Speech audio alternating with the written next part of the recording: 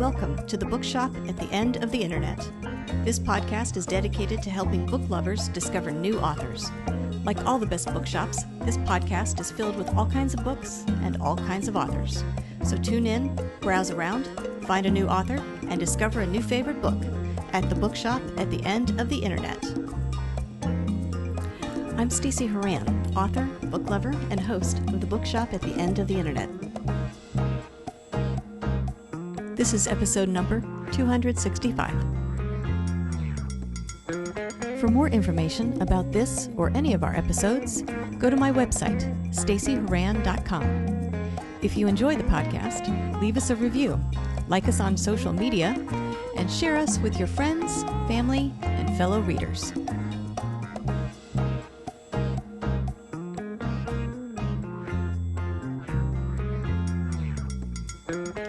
In today's episode of the Bookshop at the End of the Internet, I'm joined by author D.A. Murray to talk about Dominion Ascension, the first book in her new Dominion trilogy.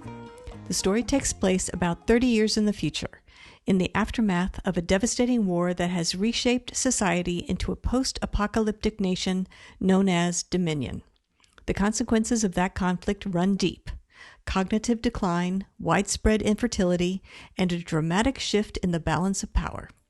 In this world, women now hold control.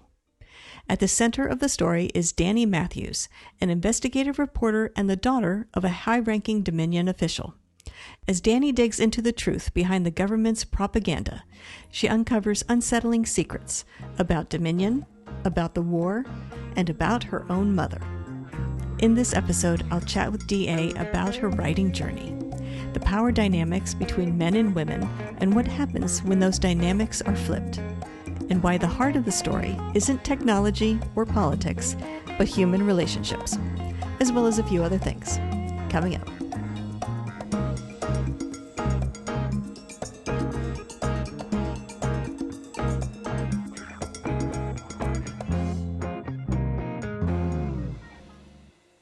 D.A. Murray, I want to thank you very much for joining me today on the podcast. Thank you for having me. I'm excited to be here. I thought what we could do today is talk about your new book, Dominion Ascension. If you don't mind, tell us a little bit about this story and what inspired you to write it. Absolutely. Well, Dominion Ascension takes place about 30 years into the future of the U.S. There's been a great war. There's been a number of significant changes as a result of this war. Some of them have to do with the impact of fertility on the male, for males, as well as cognitive impairment as well. So there's a number of issues that have really flipped society upside down, so to speak, and women are in control. And as a result of this, there's a number of responses to this change in society that really is rather exciting in terms of how the heroine, Dani Matthews, navigates these changes and really tries to find ways to discover the truth behind what society has decided is what they want to propagate in the future. And it's all about her journey and her relationships and experiences along the way. Don't want to give away too much, but that's kind of it in essence. Okay. What I'd like to do is start with a discussion about the world building. I want to get to Dani in a little bit, but let's set the scene. Let's start at the very beginning. What was the spark for you where you thought, okay, here is what I build this book around? Mm-hmm. I think a large part of it was just the advancement of technology in society. I mean, that was really what I think was the spark. But I think also was just all of the changes that are happening outside of that, in terms of humanity, the importance of the decisions that are made today and the impact on the generations in the future, the perception of male and female roles in society and how that is, ever evolving. I think a lot of these issues were things that really did come to the forefront to me over the last few years. And it just felt as if overall there was a need for technology to catch up with humanity and not the other way around. Mm, And that was really what sat at kind of the base of all of this as I was writing. interesting. Okay. So, as you started thinking about this world, a couple of questions. One, why 30 years in the future? Because that's far enough out that there can be significant changes, particularly at the Right. rate at which technology is evolving. But it's Right. not so far out that we feel a disconnect Right. with And that is it. intentionally why I wrote it 30 years out. I wanted it to be near future as opposed to something that's so far out. It's like, you almost can kind of play with it. But I really wanted people to think about, hey, this could really happen. And we're already planting seeds. And so that was really the purpose of keeping it near future. Right, right. And Mhm. is there a challenge with writing a book that imagines technology sort of at the forefront of what's happening in the story? Is there a challenge with doing that and being outpaced by the reality of what we're seeing in technology? I don't think it's as much of a challenge because there's so much, kind of foretelling, if you will, around what technology is going to be like in the future. And I think it becomes more of a question of how does that technology evolve given the status of where we are as humans? It's very common for, technology to take, several steps forward and then take several steps back just because of issues that, challenge it. And I think that's where I really wanted to go. It was less about, hey, is this really probable? Because I think people feel like it's probable. I don't think that's the issue. I think it's more around, what could this really do in terms of how it impacts me? How can it impact me if this was the way the world was today? And that's where I really wanted people to, plant the seed. Mm. Well, and that's an interesting point that you make about technology taking steps forward and steps back. Mhm. And that sort of harkens back to what you said about technology catching up with humanity. So Mhm. it seems like it's not just a case, particularly in your story, of technology running away from us, Mhm. but it getting ahead, we rein it in, it moves ahead, we rein it in. It's Mhm. sort of a stair step kind of advancement. Correct. Yeah. Because keep in the middle, at the end of the day, we are developing it and training it and guiding it, and that's kind of always the, kind of the foundational piece of it. So we have the opportunity to do things like apply guardrails or decide how we want to pace, its evolution and so forth. And I think that's where the humanity piece of it comes in. Right, right. Stories like yours being sort of cautionary tales, also. Let's not forget Yeah. to do Hmm. exactly that. Yeah. Absolutely. Absolutely.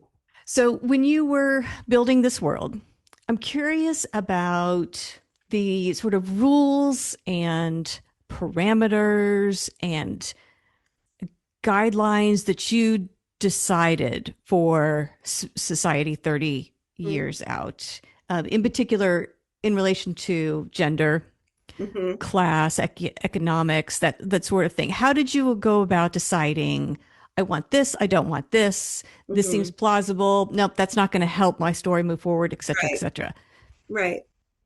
Well, I think when I was crafting the story, it was really important to me to highlight the the male female roles in society and and the power dynamics associated with that. Women have power, men do not. What are the natural extensions of that? Are those natural extensions things that would happen whether it was male or female? Does it not matter? Like those were kind of the things, the power dynamics were really important.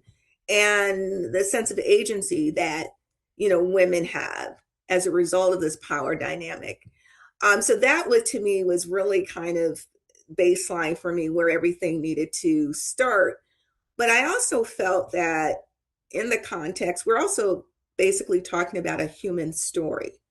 And I wanted to ground people in the relationship between mother, daughter, mother, our father and daughter, friend. So I thought it was important to bring a sense of humanity to the story. And so I wanted to really align the evolution of Dominion with the evolution of some of the relationships in the story. So those were the kinds of things that I thought were really important to bring forth. And I think in terms of the role that the technology plays, it was, I think it helped kind of set the stage for what was at least what people could start to imagine. I wouldn't say it's the star of the show, so to speak. I think the star of the show is really the human relationships. And I really wanted it to be, but obviously impacted by all the things that are happening around. So those were kind of the key things that really stuck out in my mind as I was thinking about the world. But I was also thinking about, this is a war. What does the world look like after a devastating war? What is, environmentally, what does it look like? What types of homes do people have? What types of, how would this, impact education? What are the decisions that are made maybe in haste because you've got to make a decision right away because there's nothing else, you've got to do something, right, versus taking your time writing a plan. And, you don't have time for that. The house is burning down. You got to figure out how to get out. And so there was almost kind of this sense of what are some of the things that were put in place immediately that maybe looking back may not have been ideal. So I just think that was a really interesting dynamic as it pertained to the environmental and some of the decisions that were made around that. And then I think ultimately, how do you get power, but more importantly, how do you retain it? Right. So those were all kind of the broader, issues that were going on in my mind too, as I was thinking about the characters and in the scenario. And then of course, keeping it exciting. Right. I like a good thriller. Right. And what I think is interesting is you've got women in the power roles and the power classes in the story. And it sort of challenges the traditional idea of what a matriarchy would look like. Yeah. I mean, many stories you see a matriarchy where it's a kinder, gentler world that we've created. But your story challenges that idea. Absolutely. Because keeping in mind, power is what changes the dynamic, right? And, these are the other reason why this is near future. I didn't mention this before, but this is really important. There are still individuals in this society who remember what it was like before the war, right? And now they're living in this completely different society. And so I think just being able to have that perspective also can fundamentally change how you choose to retain, or what you're willing to do to retain power. Right. Well, let's talk a little bit about Dani, because she is the lens through which we see what is happening and we start to evaluate it or question it. So, what can you tell us about Dani? Right. Well, there's a couple things. Like I said, it was important for me to write this story in first person point of view because I wanted the reader to see everything through Dani's eyes and really relate and understand her. And the key thing around Dani is that, she's a reporter. So she, and she's really evolved into a role like that because of certain things that happened in her childhood in relationship to her mother and father that have put her on a very determined course to seek the truth.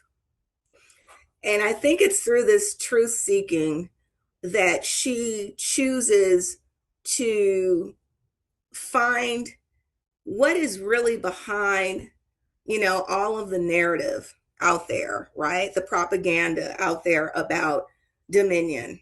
And it's great that it sounds, like it sounds so empowering, and it sounds like, this is the right place to be. It's utopia almost, but the reality is that she's being brought in contact with certain information and resources that definitely do not support that. And so her quest to find the truth is a harrowing one, because it's not simple. It's not like you can just, talk to a couple people, get a perspective, go someplace, go online. You can't do any of that. She has to be physically in the game. And being physically in the game means she's going on a journey. And this journey, really does put her in touch with a number of experiences that bring clarity to a number of the questions that she has about what's really happening in Dominion. And I think also what's really important is, Dani's mother is a rather powerful figure in the Dominion infrastructure. And so here you are again, she's questioning these, the power of Dominion and the validity of what she's being told, but she knows that her mother is part of the Dominion engine. So how do you reconcile that piece of it, right? So she's struggling with that as well. And I think at the end of the day, it's really about, you got to make some decisions. You got to make decisions about, what does it mean to be a citizen of this country? What does it mean to be authentic and true to yourself, and what's important, for your own well-being, but also important for everyone else? The needs of the many outweighing the needs of the few. And also at the end of the day, how does Dani start to break out of this role of being her mother's daughter, a child in some respects, to a grown woman who's making these discoveries and these decisions on her own? So it's a really interesting kind of coming into self story, as well as coming into the truth about where she lives. I think your book, like a number of sci-fi novels and dystopian stories, they give readers this opportunity to evaluate and question issues or problems that are happening in the world that we are actually living in. But it does it in a way that is not quite so close. It's not quite so familiar, so in your face. It allows you a little bit of distance, a little bit of, sort of a creative arm's length, if you will. And this story feels very similar in that regard. So I'm curious, when you were writing it, were there things that you wanted readers to wrestle with? Was there discomfort you wanted to make sure that they felt as they were reading that story? Something you wanted them to challenge about their way of thinking or the way they look at the world? Yeah. I mean, I think, again, to your point about it being somewhat distant from the here and now, it was also intended that way because I wanted men to be able to read the story and not take it as a direct affront. And I think the way you do that is you make it about something that is plausible, but it isn't here yet, nor is there any proof that it ever will be here.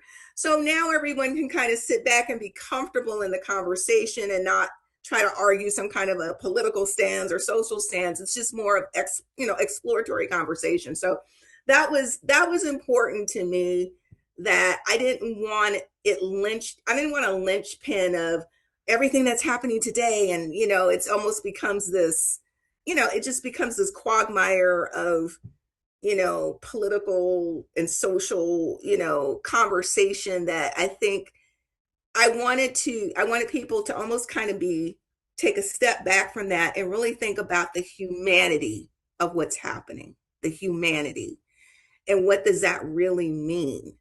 And so that was more of the vein in which I was thinking about this book. And the nice thing about it is, I've had the opportunity to attend a number of book club meetings where I've had people, ask questions and be part of conversations that have been really exciting. Like I'm seeing folks asking the right kinds of questions. I shouldn't say the right kinds of questions, but asking the types of questions that I had hoped they would ask, So that's been exciting to see that evolution and people wanting to continue talking about it in terms of their relationships, in terms of their work, in terms of what they should really be paying more attention to, because that's the other thing I think the story does point to, is the importance of taking responsibility for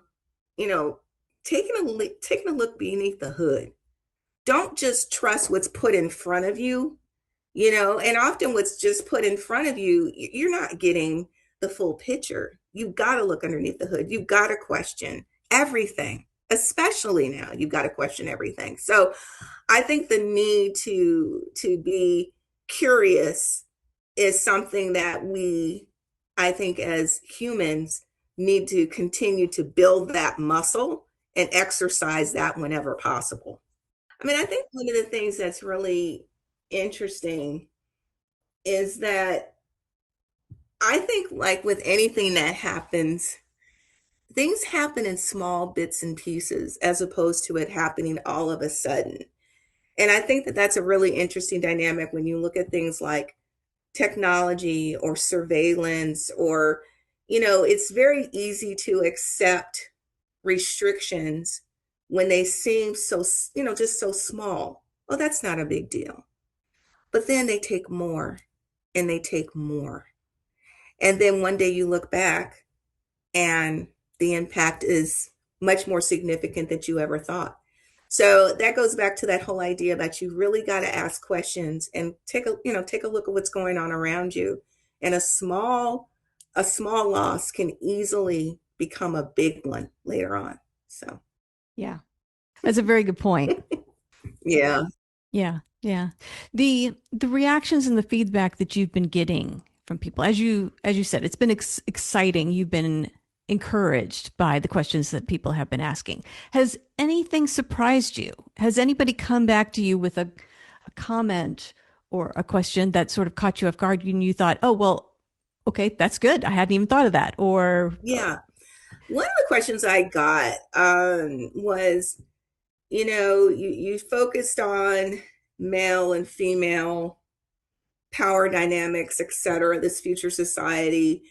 Why isn't there any real focus on race? I'm a Black female. There would just, be this natural, like, why isn't that there? And, I have to tell you, these are really robust topics. And I think that to do a topic like power and legacy and, male female social dynamics within this completely different society, I think you have to choose where you really need to land your feet. And so I really felt like that to me was a topic that is so robust in and of itself. There was no way could do the story justice by, kind of conflating the two and trying to bring forth a story that might in some way, really, kind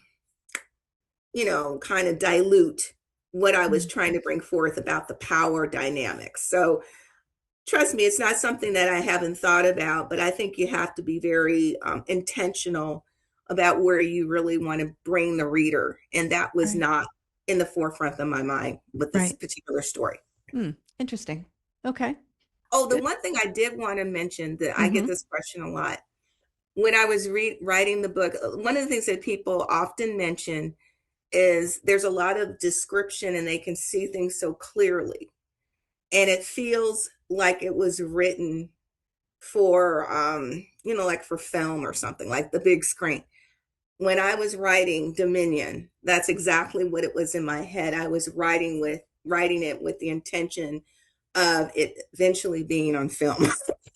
So that was something else. It's very unique about the book. It's descriptive and it really does bring you into the story because, just of the places and what it smells like, what things taste like, all of those things that are so critical to building that whole sensory experience for you. So right, yeah, no, that definitely makes the world building richer when all that stuff goes in, right? It really absolutely. hooks the reader.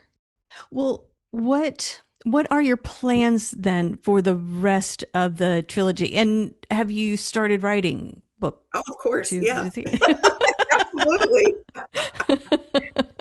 Well, I think one of the things that's fairly clear from reading the first story, Dominion Ascension, is that it is not an ideal society. There are many, many efforts to retain power, but there are many efforts to take that power away. So the next book is called Dominion Anarchy. And as the title implies, it's all about the efforts to retain control and the efforts to take that control away. Right. So a little bit of action, a little bit of tension should be a nice, quiet, easy, gentle read. Yes. I wish I could say it was a quiet, gentle read. I honestly, I'm finding myself completely usurped by it. And it's a very action driven story for obvious reasons. And while the first book, Dominion Ascension, was written in first person, the second book is I'm actually writing it in third person multiple view because it's a broader, sweeping story that requires bringing the reader into a number of different experiences that can't really be done justice by just one point of view. So it's going to be it's pretty dynamic that way. Right. And then do you have plans for book three? Do you know how Absolutely, yes. you know how it all ends? Yeah, I know. Now, I like to say that book three, I have the creative license to make some changes. But yeah, I have a fairly darn good idea. I've written a rough draft of three and a very detailed draft of two, and writing the scenes of two right now. So Okay. Okay. But you reserve the right to change your mind down the absolutely. road if the characters start doing crazy things and not following the outline. Well, I think that the wonderful thing I think about, the human race is that we can look back historically and see just the cyclical nature of, human decision and the impact of that. And to tell you the truth, I don't see that being something that is going to be significantly different. How it may happen will be different, but the impact of that isn't going to be different. So, I see myself making some changes, but I think the fundamentals will still remain intact. Yeah. Yeah. How long did it take you to write the first book? Oh my God. Um, hmm, okay. Well, from first draft to maybe eighth draft, maybe about 3 years, Yeah. you know. Because I'm also, I work full time during the day, so I have to write at night or work on the weekends, that kind of thing. And then that doesn't even include the multiple, edits that had to happen with my editor, that whole process was probably almost a year, like just going through all of the different, the entire book over and over, reading it over and over again. I mean, I've read my book so many times, I can't read it anymore. I just can't. It's like I'm trying. There's certain things I've kind of forgotten, but I refuse to go in the book and look for it. What's the name of that character? I don't know. I'm not going to look. I don't care. I'll figure it out. It'll pop in my head someday, but I just can't read it again. Yeah. No, I understand. How is the experience different with book two? Because I imagine there is some pressure to do it quicker. Oh my God. Right? Yes. Oh my God. And you're a little bit more hamstrung because you've already written book one. So you can't just now do whatever you want. You have to sort of stick to what you've committed to already. So are you enjoying it as much as the first time out, or is it just a different experience entirely? I mean, I enjoy writing in general. So the joy of writing, that hasn't gone away. Yeah, there's a lot of pressure to produce book number two, because after you read book number one, you immediately want to know what happens next. And, so I get that question constantly. When is book number two coming out? I'm like, just give me a moment. And I wish I was one of those people who had written a 3,000 or 300,000, page manuscript, and I could just split it up and just be like, right. I didn't do that, and I don't have the benefit now of, COVID, where I was basically just stuck in the house. I had, I wasn't going anywhere except just working and writing. I don't have that. And so that's a little bit different. I mean, a lot different. And and the thing with this book, the first book is really personal, really personal. The second book is just to write the scenes exhausts me, because there's a lot of research that goes into it. And then just to write it, and then it can be overpowering at times, where I just have to take a moment, because this scene was just exhausting. So, I have those moments. So I'm desperately seeking opportunity for some of the more softer, less, energy intensive, intense types of scenes. So, but book two is definitely a harder write, for sure. Yeah. Definitely. Yeah. And if your path follows paths of other writers I've interviewed who have written trilogies, the third book will present its own challenges, because you have to tie everything up, wrap up all those loose ends, and say goodbye to. So it's an emotional roller coaster unto itself. So you have that to look forward to. Yeah, I think so. But I'll tell you, I'm looking forward to it, because I just have stacks of stories, and I want to tell, but the problem is I'm in a trilogy. Right. And I only got time to write one thing. I can't write multiple things right now. So that's the other thing. I'm excited to get to the end, because, I'm really excited about some of the other stuff that I've been, I've drafted, or things I've been thinking about that I want to write about, but I just don't have time to do it. Yeah. I was going to ask if you have other goals other than finishing this trilogy. Do you have other goals? Are there other genres you want to tackle, or types of stories you want to write? Are there other things you want to do? Yeah. I really would love to do a thriller. I mean, I put, elements of that in my book, but something really, exciting around that has nothing to do with, dystopian fiction. But I'm also really interested in doing some romance would be cool. I used to write a lot of poetry in college, and I did a lot of erotic poems and things of that nature. So that's been kind of cool. So I've been kind of thinking about doing something along those lines, but love stories, not the typical love stories, things that are just kind of a little out there in terms of, not all love stories end up, going off into the wild blue yonder or in the sunset. But Right, right, right. thought about that. So, thrillers, love stories, and just things like that. Very exciting. Okay. So while people await book two and Yeah. all these other books they have to look forward to, if they want to learn more about you and Dominion Ascension Mhm. and other things that you have going on, where can they go to find you and that information?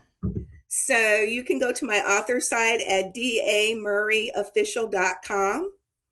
And you can find there, I got my blog on there. You can learn about the characters, which is really exciting. I also have a book club kit, and you can download that for your book club. And it's got a glossary, it's got games, cocktail menu, food menu. It's got a lot of really fun things in there that you can use for your book club, or even just your personal enjoyment. If you just want to have, enjoy a cocktail and read the book, that's great too. Nothing wrong with that.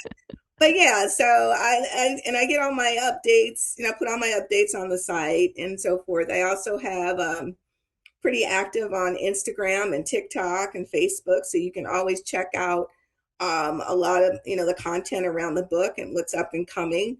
Also, on my social sites, I also do I do interviews with folks. I just asking them what their favorite book is and why they're reading what they're reading. So that's another thing I really enjoy doing, is just understanding people's love for reading. And so you can check that out too if you're looking for something new and exciting and you want to see what folks are reading. That's a great place to go at D.A. Murray Official. It's all D.A. Murray Official.